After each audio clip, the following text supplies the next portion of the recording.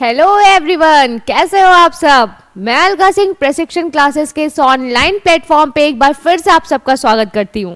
देखिए, एग्जाम बहुत पास आ गए और आपके पास टाइम नहीं है, तो आपको अपना टाइम वेस्ट नहीं करना है, ज़्यादा से ज़्यादा क्वेश्चन सॉल्व करना है। इसीलिए ये क्विक रिविजन आपके लिए मैं लेके आई हूँ। अच्छा, आप बताओ कि क्या आपके पास समय है? हाँ, और आपको ये भी नहीं पता कि किस टाइप का क्वेश्चन आता है, कैसा है, तो नहीं, देर मत करिए। आप ज्यादा से ज्यादा प्रीवियस ईयर के क्वेश्चंस को सॉल्व करिए, साथ ही एमसीक्यूज की प्रैक्टिस करिए।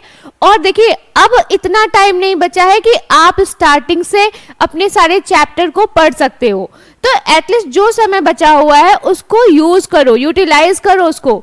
तो प्रीवियस ईयर के जब क्वेश्चंस आप देखोगे ना, तो आपको आइडिया मिलेगा। और देखिए, मोस्ट ऑफ द एग्जाम्स में, खास करके जो वनडे के एग्जाम्स होते हैं, उनमें 40 to 60% रिपीटेड क्वेश्चंस होते हैं। सिर्फ और सिर्फ पूछने का तरीका चेंज होता है। वो तरीका कैसा होता है वो मैं जब आपको क्वेश्चंस कराऊंगी तो बीच बीच में बताती भी रहूंगी। और मेरे जो पिछले वीडियोस हैं उसमें भी मैं बताती रहती हूँ कि इसी क्वेश्चन को आपसे कैसे पूछा जा सकता है। तो चलिए, टाइम नहीं वेस्ट करते हैं, देखते हैं आज का हमारा पहला क्वेश्चन क्या है। विच of the following solution will turn pH paper blue. यहां पे कह रहा है कि निम्न में से कौन सा विलयन पीएच पेपर को नीला कर देता है। तो बताइए, लेमन जूस या फिर गैस्ट्रिक जूस, सोडियम हाइड्रोक्साइड या फिर हाइड्रोक्लोरिक एसिड। तो देखिए, इस क्वेश्चन का राइट आंसर क्या होगा? Sodium hydroxide. ये क्या करता है? तो ये ब्लू कर देता है लिटमस पेपर को। क्यों? क्योंकि ये क्या है, आपका एक बेस है, और बेस की प्रॉपर्टी क्या होती है कि वो लिटमस पेपर को ब्लू कर देता है, ठीक है। और एसिड क्या करता है? उसको रेड करता है। तो इस क्वेश्चन का राइट आंसर क्या होगा आपका? ऑप्शन सी, ठीक है। चलिए, अब देखते हैं हमारा अगला क्वेश्चन क्या है। What will be the colour of pH paper when it is dipped in gastric juice.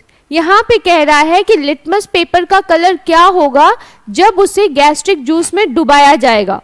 सोचिए, आपसे कैसे पूछा जा रहा है क्वेश्चन। आपको कोई केमिकल सॉल्यूशन की बात नहीं कर रहा है, आपके बॉडी से रिलीज होने वाले गैस्ट्रिक जूस की बात कर रहा है, ठीक है। तो बताइए, लाल, नीला या फिर पीला या फिर हरा और पीला। तो देखिए, जो गैस्ट्रिक जूस होता है, आपको भी पता है वो क्या होता है, उसमें HCl होता है। इट मीन्स कि ये क्या कर देगा? ये रेड कर देगा। आपको बताया ना कि जो एसिड होता है वो लिटमस पेपर को क्या करता है? तो रेड करता है, और जो बेस होता है वो लिटमस पेपर को ब्लू करता है। B for blue and B for base, ठीक है। तो एसिड बेस में क्या कंफ्यूजन होती है? यही होती है कि कौन लाल करेगा, कौन नीला करेगा। तो बी से ब्लू और बी से बेस आप याद कर लो, तो एक कॉन्सेप्ट क्लियर रहेगा आपका। और एसिड वाला आप रेड टिक कर दो। तो यहाँ पे जब गैस्ट्रिक जूस, आपसे ये HCl करके भी एग्जाम में क्वेश्चन पूछ सकता है, ठीक है। यहाँ पे जठर रस गैस्ट्रिक जूस के प्लेस पे क्या करेगा? वो HCl कर देगा, ठीक है। तो उसको भी आपको क्या टिक करना होगा? रेड। चलिए, अब देखते हैं हमारा अगला क्वेश्चन क्या है। A salt is dissolved in water and the pH of this salt solution is measured with a universal indicator paper. If the pH of solution is more than 7, the salt is most likely to be. तो बताइए क्या है? हिंदी में पढ़ती हूँ मैं इसको, कि एक लवण को पानी में घोला जाता है और इस लवण के घोल का जो pH एक सार्वभौमिक संकेतक पेपर से मापा जाता है। मीन्स के लिटमस पेपर से इसको चेक किया जाता है। यदि घोल का pH 7 से अधिक है तो लवण की सबसे अधिक संभावना है। मीन्स कि अगर 7 से अधिक, ठीक है, और 7 से कम, ठीक है, इसकी बात हो रही है। तो अगर 7 से अधिक की बात कर रही है तो बताइए इन चारों में से क्या हो सकता है? NH4Cl, Na2SO4 या फिर K2CO3 या फिर KCl। तो बताइए इसमें से क्या होगा? देखिए, जो पोटेशियम कार्बोनेट है ना, वो होगा उस घोल में। क्यों? क्योंकि यहाँ पे pH की बात क्या कर रहा है? 7 से अधिक की बात कर रहा है। KCl का आपका बराबर होता है और इन दोनों का कम होता है 7 से, ठीक है। तो अगर pH की बात करेगा तो आप क्या टिक करोगे? K2CO3, potassium carbonate, okay. चलिए अब देखते हैं हमारा अगला क्वेश्चन क्या है। अच्छा ये बताइए, क्या आपको पता है कि जो 7 होता है उस पे कोई भी एसिड या बेस नहीं होता, वो न्यूट्रल स्टेज में होता है। ठीक है, अगर P7 से कम होगा तो वो क्या होगा, एसिड होगा, और 7 से अधिक होगा तो वो बेस होगा। ठीक है, इसका मतलब कि NH4Cl Na2SO4 और KCl क्या है, एक एसिड है और ये न्यूट्रल स्टेज में रहता है, इक्वल टू 7 रहता है, सॉरी।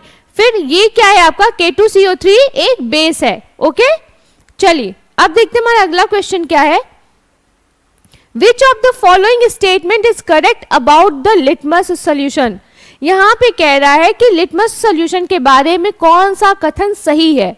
तो देखिए पढ़ते हैं कि litmus solution is a purple dye. बताइए, पर्पल डाई होता है ये, which is excreted from lichen, means कि ये क्या होता है, लाइकेन से निकाला जाता है। फिर लिटमस सॉल्यूशन क्या होता है, इज ऑरेंज डाई होता है, और ये किससे निकाला जाता है, मॉस से निकाला जाता है। फिर litmus solution is orange dye, orange colour का होता है और किससे निकाला जाता है, तो लाइकेन से।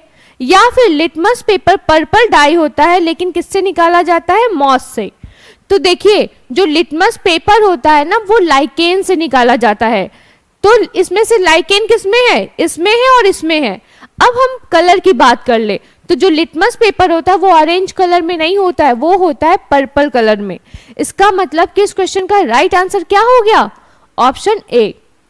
अब इसी क्वेश्चन को इस तरह से भी पूछ सकता है कि lichen, purple dye and lichen से निकाले जाने वाला पदार्थ, तो वो क्या होगा आपका, कई सारे ऑप्शन होंगे जिसमें लिटमस सॉल्यूशन भी होगा, तो आप क्या करोगे, उसको टिक कर दोगे।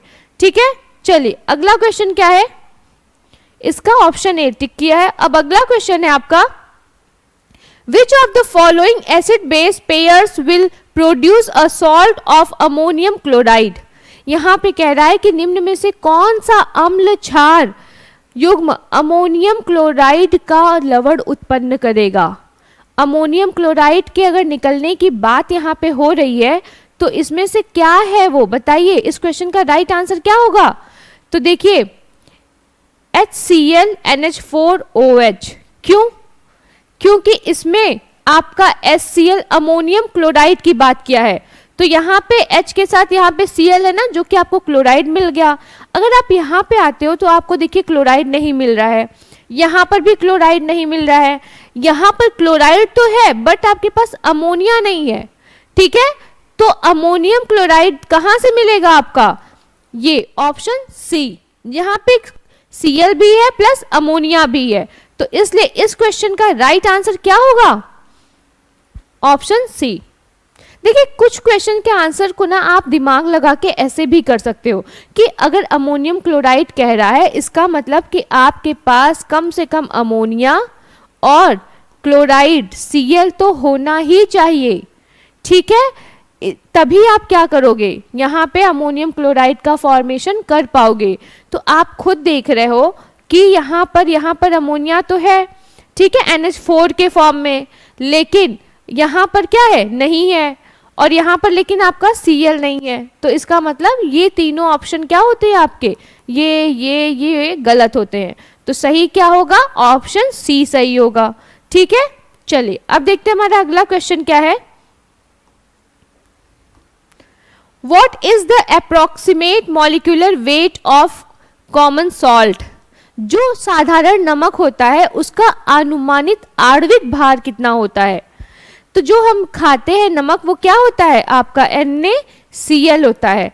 अब कह रहा है अनुमानित, अप्रोक्सीमेट मॉलिक्यूलर वेट की बात किया है, जो इसके मॉलिक्यूल्स होंगे उसके वेट की बात किया है, तो वो कितना होता है आपका 58 ग्राम पर मोल। ठीक है, इस क्वेश्चन का राइट आंसर क्या होगा, 58 ग्राम पर मोल। और साधारण नमक को हम क्या कहते हैं, NaCl भी कहते हैं ना, सोडियम क्लोराइड। ठीक है, चलिए अब देखते हैं हमारा अगला question. The effect of the acid caused by ant bites can be neutralised by rubbing moist baking soda, और यहाँ पर स्पेस दिया हुआ है solution which contains zinc carbonate. यहाँ पे कह रहा है कि अगर चींटी के काटने पर उत्पन्न अम्ल के प्रभाव को गीले बेकिंग सोडा से या किसके घोल को मलने से बेअसर किया जा सकता है जिसमें जिंक कार्बोनेट होता है? तो बताइए इसमें से जिंक कार्बोनेट भी हो उसके पास और साथ ही वो चींटी के जो एसिड होता है उसको क्या करे, बेअसर करे। तो बताइए बेहेनियल अल्कोहल, कैलामाइन, या फिर बेंजेथोनियम क्लोराइड, या फिर कैप्रीलाइल ग्लाइकोल। तो बताइए इस क्वेश्चन का राइट आंसर क्या होगा? इसका आंसर होगा बी, कैलामाइन। अब आप देख रहे हो ना इस क्वेश्चन में दो चीजें हैं, एक बेकिंग सोडा है, एक कैलामाइन है। तो क्या जरूरी नहीं है कि ऐसे ही क्वेश्चन पूछे? इसी क्वेश्चन को वो कैलामाइन देके और यहाँ पे स्पेस देके पूछ सकता है, तो आप वहां क्या टिक करोगे? Baking soda. या फिर सिर्फ डायरेक्टली पूछ सकता है कि चींटी के काटने पे उत्पन्न अम्ल के प्रभाव को किससे रोका जा सकता है? तो कैलामाइन, दोनों ऑप्शन भी दे सकता है या फिर कोई एक ऑप्शन आपको देखने को मिलेगा। ठीक है, चलिए अब देखते हैं अगला क्वेश्चन क्या है।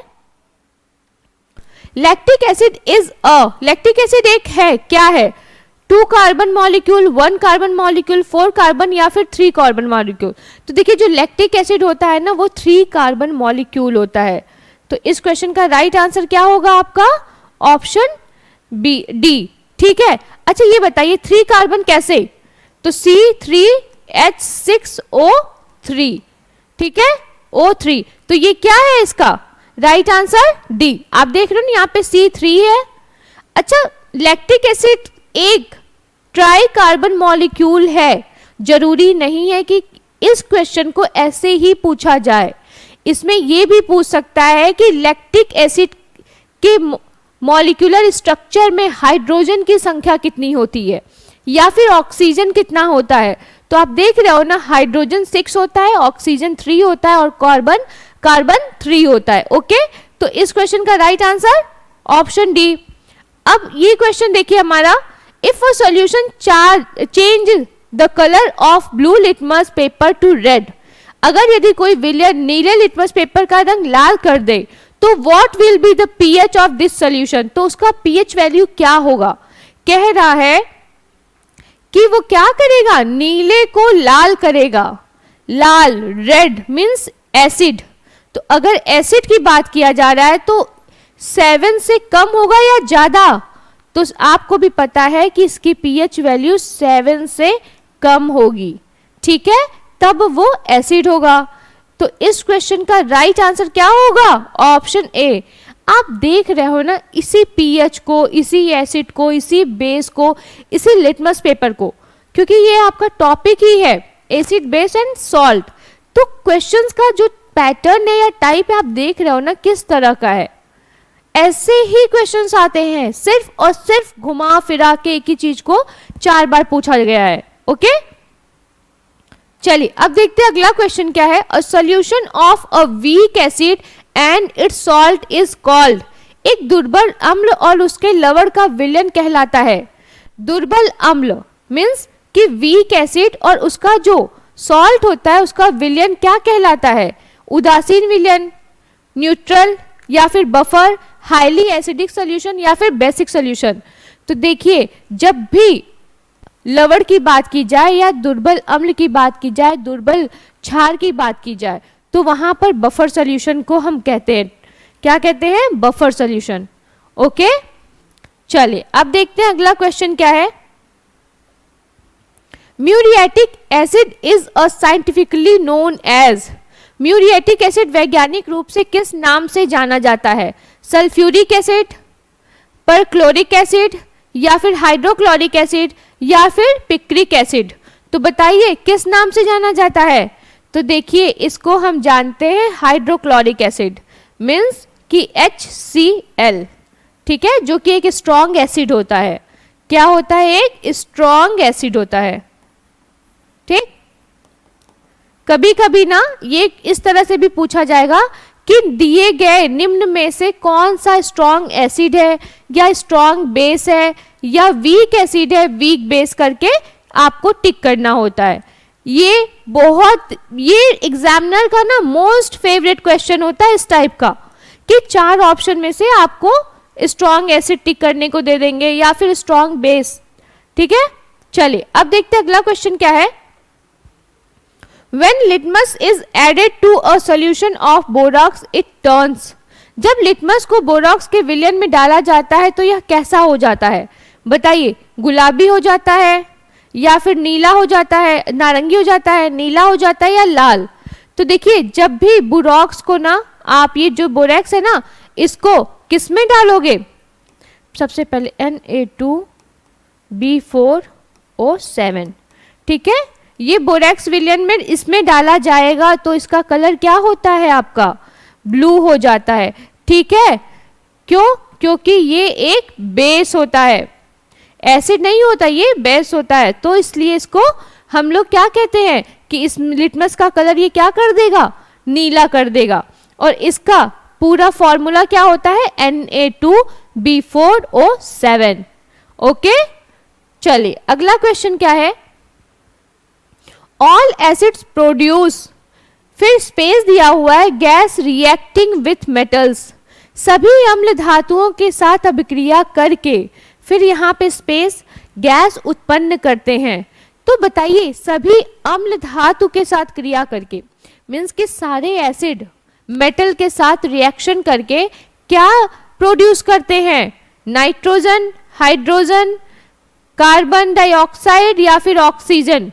तो जब भी एसिड और मेटल के रिएक्शन की बात होती है तो वहां पर हाइड्रोजन निकलता है, ठीक है, सिंबल H। और ये आपका पीरियोडिक टेबल का सबसे पहला मॉलिक्यूल है हाइड्रोजन। ओके, चलिए ये रहा अब हमारा क्वेश्चन कि which of the following phenomenon occurs when a small amount of acid is added to water. जब थोड़ी मात्रा में अम्ल को पानी में मिलाया जाता है तो निम्नलिखित में से कौन सी प्रक्रिया घटित होती है?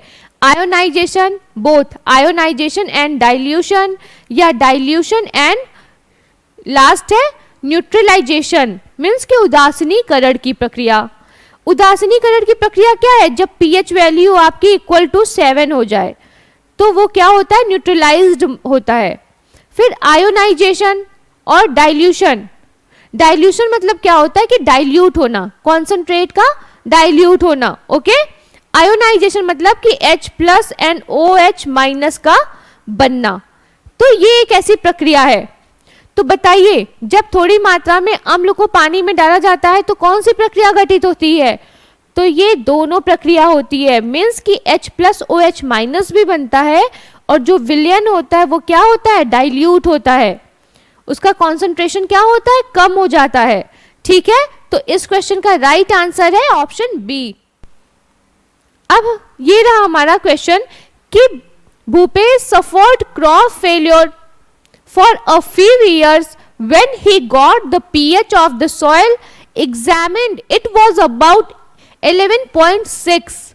Which of the following compounds can be used to treat the soil of his agricultural field?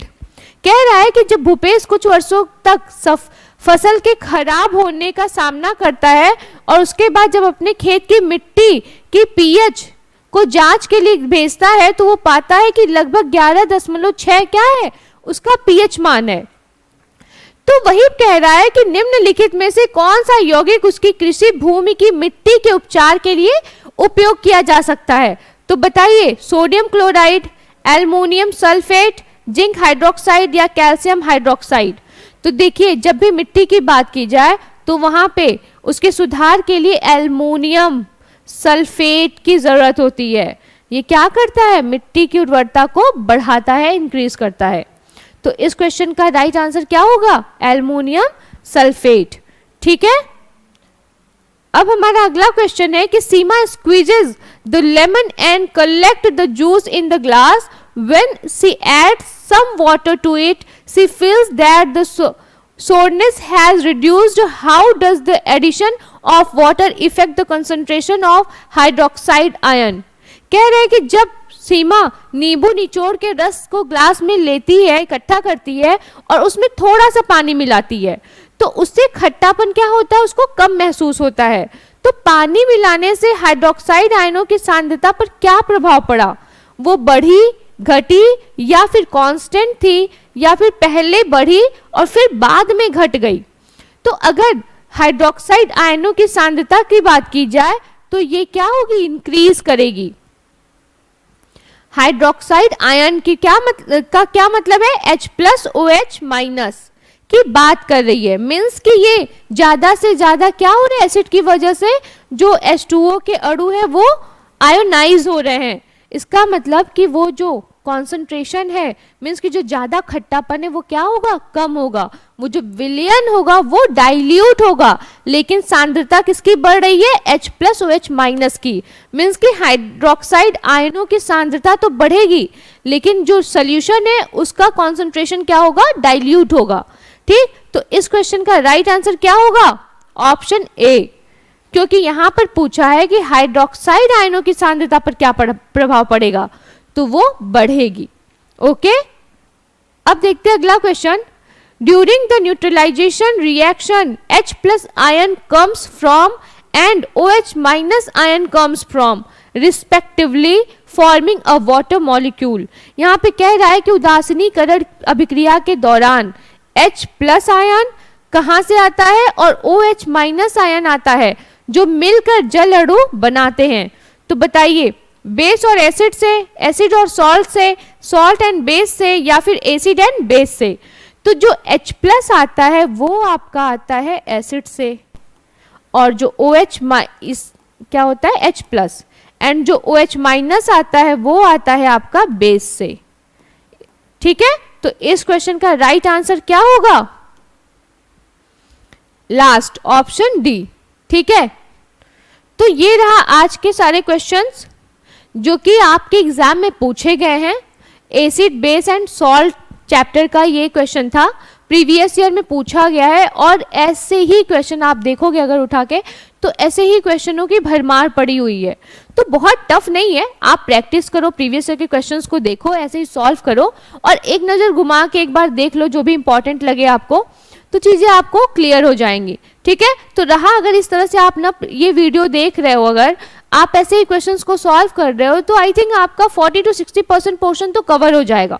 ठीक है, तो चलिए देखते रहिए वीडियो। अगर आपको ये पसंद आए तो लाइक करिए, अपने क्वेरीज को कमेंट सेक्शन में लिख के आप पूछ सकते हो, और साथ ही हमारे चैनल को सब्सक्राइब करिए और अपने फ्रेंड्स से शेयर करिए। Thank you.